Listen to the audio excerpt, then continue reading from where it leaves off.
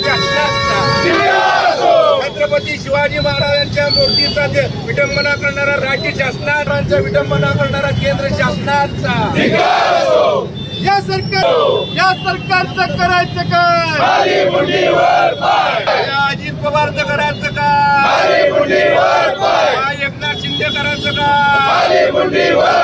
छत्रपती शिवाजी महाराजांची विटंबना करणारा राज्य शासनाचा, छत्रपती शिवाजी महाराजांची विटंबना करणारा केंद्र सरकारचा, मोदी सरकार, एकनाथ शिंदे सरकार, युती सरकार, छत्रपती महाराष्ट्राच्या इतिहासामधला सर्वात काळा दिवस आहे। कारण का ज्या पुतळ्याला 3-3 वर्ष 4-4 वर्ष बनवायला लागतात, तो 8 महिन्यामध्ये पुतळा तयार केला आणि तिथं बसवला आणि ते काल त्या पुतळा कोसळला।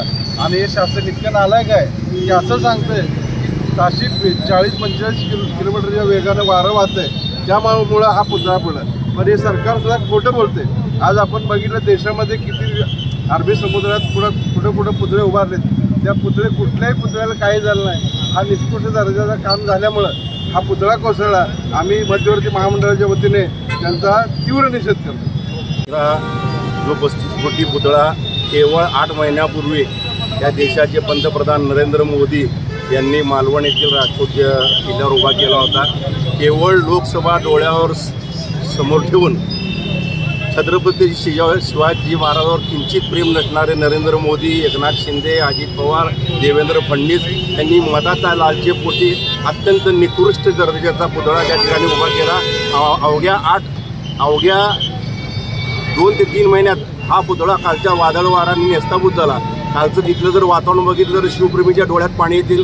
प्रचंड प्रमाणात शिवप्रेमी नाराज आहेत आणि हे सरकार फक्त छत्रपती शिवाजी महाराजांचं नाव घेतं, छत्रपती शिवाजी महाराजांचा आशीर्वाद मोदी के साथ म्हणतं आणि हे पुतना मावशीचं प्रेम ते छत्रपती शिवाजी महाराजांवर दाखवलं जातं। अशा सरकारचा आम्ही धिक्कार करतो आणि येणाऱ्या काळात किती दिवस गेले याला महत्त्व नाही, अत्यंत चांगला पुतळा, ब्रांजचा पुतळा त्या ठिकाणी मोठ्या भव्य दिव्य प्रमाणात उभा करावा आणि विधानसभेला ही लाडकी बहीण योजना असतील, ही योजनेपेक्षा छत्रपती शिवाजी महाराज हे आमचं दैवत आहे, अशा या दैवताचा अपमान करणारा राज्य शासनाचा आणि केंद्र शासनाचा